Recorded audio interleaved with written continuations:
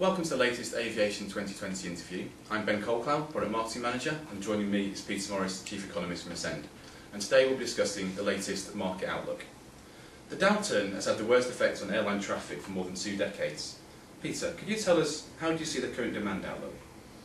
Well, the downturn has been influenced by the changes in GDP. So when you're seeing countries such as the UK with a 5% lower GDP than this time last year, then clearly that's going to impact on the demand for travel. And it's the same for all the main travel producing regions from North America to Asia Pacific to Europe. And has it resulted in long-term change, or will it be business as usual in a few years' time? Well, I think some of the changes have simply been driven by GDP. People have just got less money to spend, and as a consequence they're travelling less or seeking to reduce the amount they're spending on travel. That has particularly had an impact on the corporate travel side.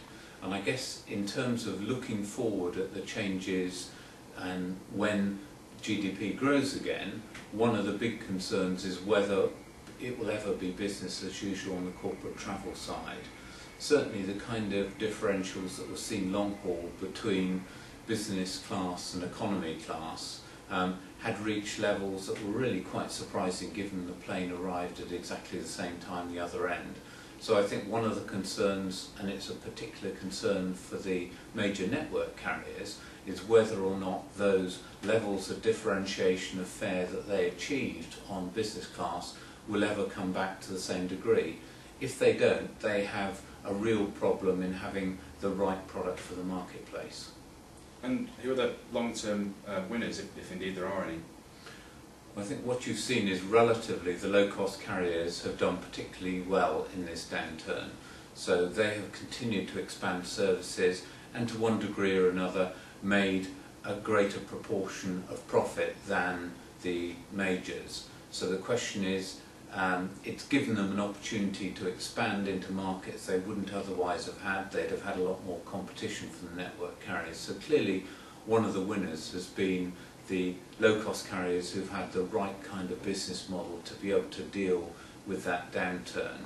And equally well, as business expands and they've improved their frequencies, they've increased their market penetration, then clearly it's going to be very difficult to compete with them.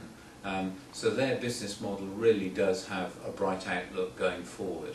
Now the question is whether or not the other carriers can actually seek to again focus on what they do best in terms of differentiating product and differentiating price and match that to the changing marketplace. So going forward, the biggest challenge is, can you get the right product at the right price? If you can't, you're going to have some real problems. And do opportunities exist at present? They do, and I think the opportunities that exist are for people that can look to differentiate product in some way or another. Now that may be the actual services on the aircraft, it may be services off the aircraft, it may be in terms of ease of booking, it may be in terms of the overall travel proposition, but I think we became to some degree in the industry a bit complacent about this very sharp segmentation between first premium travel and economy class travel. And I think the airlines in particular are going to have to look at that differentiation of product and the allied services and find out if it does actually match what people want in the marketplace and are prepared to pay. And the people that get that right will actually take the opportunities best. You see it particularly with the low-cost carriers that they have that product in terms of service frequency at the right price that is more attractive to people